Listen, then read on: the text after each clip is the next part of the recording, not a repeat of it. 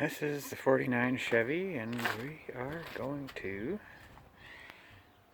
get rid of that, deal with that, clean that sediment bowl, replace that coil, pretty well all the wiring under the hood, which is probably, look like 4 wires over there, 3 over here, or 4. Convert it to 12 volts. Maybe fire it up. Might take me a week. I don't know.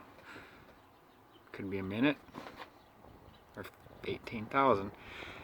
But this old stove bolt 216, she should fire right up like she always does, even with this mess.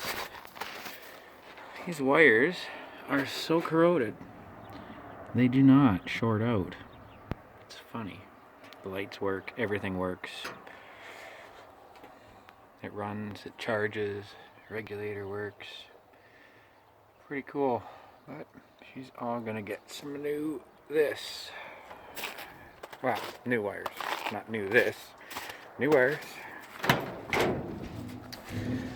She only holds 30,730 miles on this truck. Everything works in it. She needs a few things replaced. Clutch is nice. This ain't.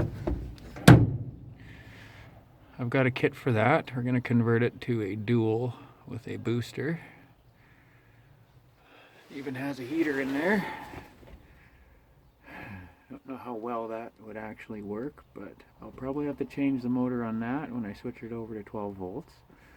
I'm going to be cheap in doing this. I am not putting in a ballast resistor. I am using a true 12 volt coil. And that's my Farmer Fix seat. A little bit too thick on the foam. And a cheap old Browning seat cover. Yeah. I need the door panels replaced. They ripped the headliner out. There was mice living in there, but a little bit of surface rust. This whole thing is just literally surface rust. Maybe I'll even clean the box out. Used to haul water with it. That's what this guy is for. Or was for. There was a big tank in the back. But yeah. 12 volts. I've got an alternator. I've got wire. I've got a coil. Get that running and then work on the brakes next. It's been such a nice day out today. My yard's flooding. It's not really my yard, but it's flooding. So, yeah. This is it. Deal with that guy. Deal with some wires. And what is that? It's a wire. Where did that go? Block heater. It's pretty cool. Good old Canadian Chevy truck. It all came with block heaters. I do have to fix right in here. I got a cracked radiator, which I'll just braze. I'm actually a plumber by trade, so brazing's not a big deal. But you can see I did replace some of the wires on the horns when I first got the truck. It's because I wanted the horns to work. So. And that must be the relay for it. And these suckers are loud. On 6 volts, I don't know what they'll sound like on 12. Probably goofier, higher pitched. So they'll be vibrating at twice this frequency. I might go and throw some resistors in there. Some resistors on them just to calm it down a little bit. I should be able to get some resistors to drop that down to 6 volts.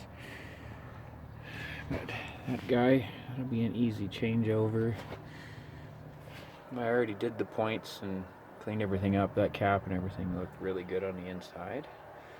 The only thing I'm worried about is once I get the new coil in, am I going to be arcing out? Because these are the original plug wires on this girl, but they're in beautiful condition. Not a rub mark, not a darn thing. Not a tooth mark from a mouse or anything. You know what? I don't even know if it has oil in it. Oh, how much we got? Well, I need a little bit of oil, so I got a leak somewhere. Probably the oil plug. I never even checked that. Probably put a gasket on there. This down there. That must be vacuum mats or something. Something. Don't move. This is how we grease the distributor right here. Take this cap off, fill it full of grease, thread it in. Not all the way though. We also got to oil the starter. I don't think there's one on the front though. I don't know if you got to oil the front of that thing, but we oil that one there. Got a little bit of a fuel leak here. And I had that tablet cover off because this thing sat for so long. When I pulled this top off the filter canister, it was full of sludge. So I took that off, took the rail that holds all the rockers on, pulled all the rockers off and cleaned them out because every pathway on those were plugged. Then I flushed this engine, let it sit and idle till it got to 180 degrees, and then I dumped it. And then I did another flush. I did about 3 flushes on it. Last one I did with just transmission fluid and half tranny fluid and half oil, ATF. I think I might have had some old Dextron 3 I dumped in there or something too, but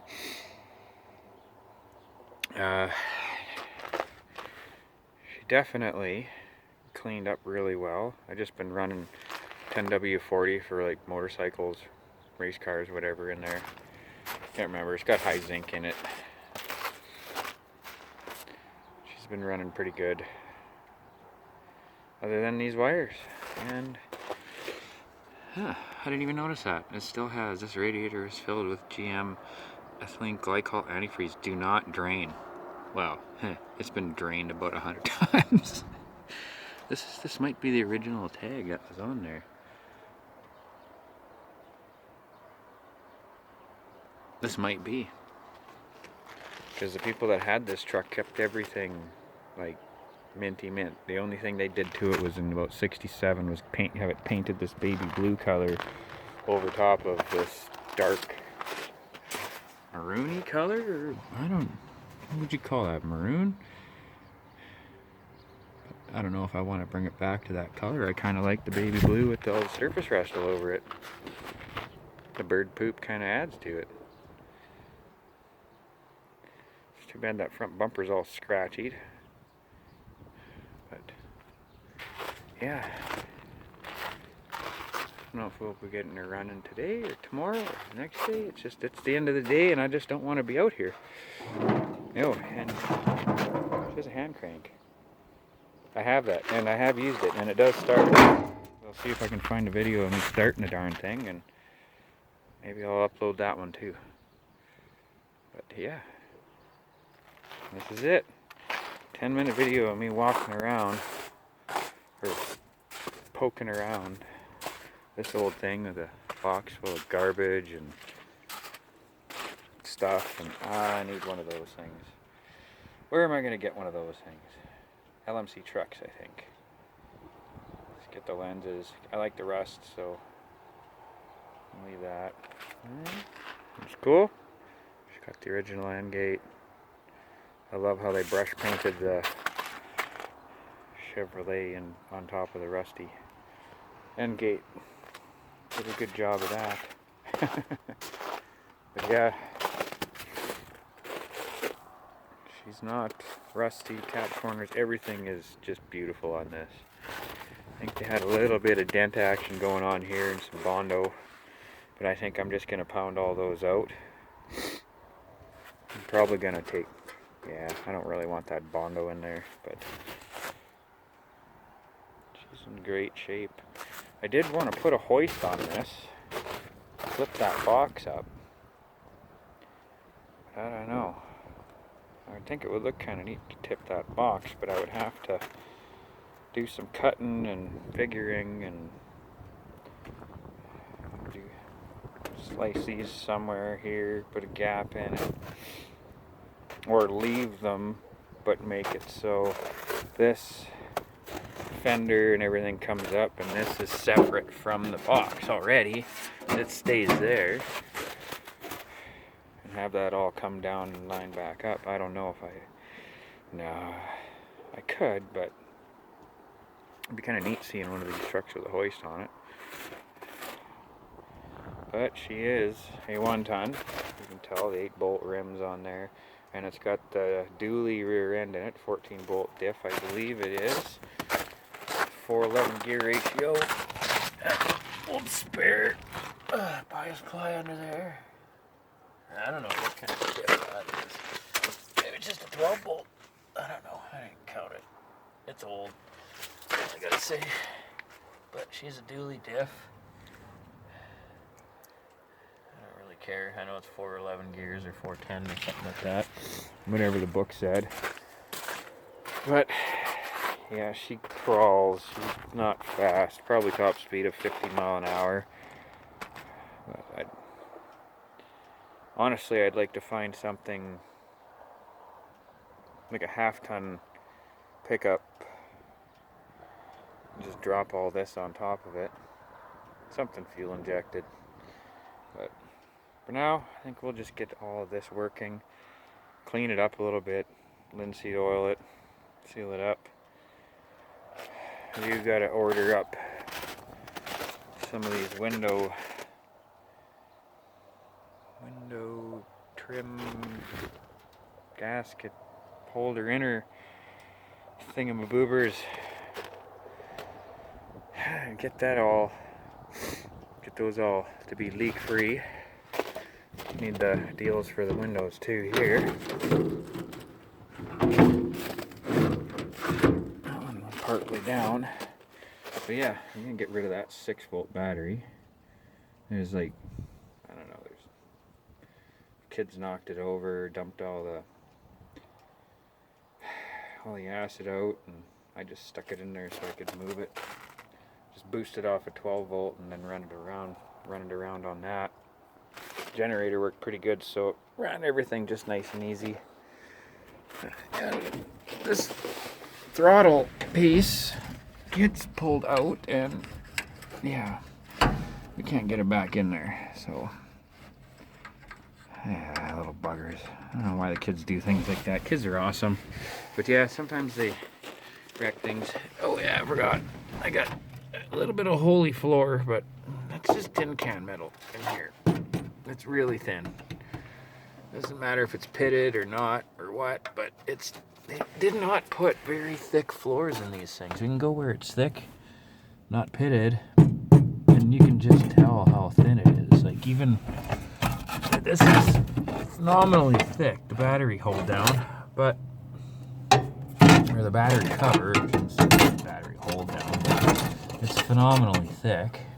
But the rest of this is like tin can metal. The whole, I don't know why it's so thin. Like here's a spot where it's good, and it's just thin. Just thin, like yeah. But I know when I put my new master cylinder and everything in there, this, where that one is, it ain't even gonna be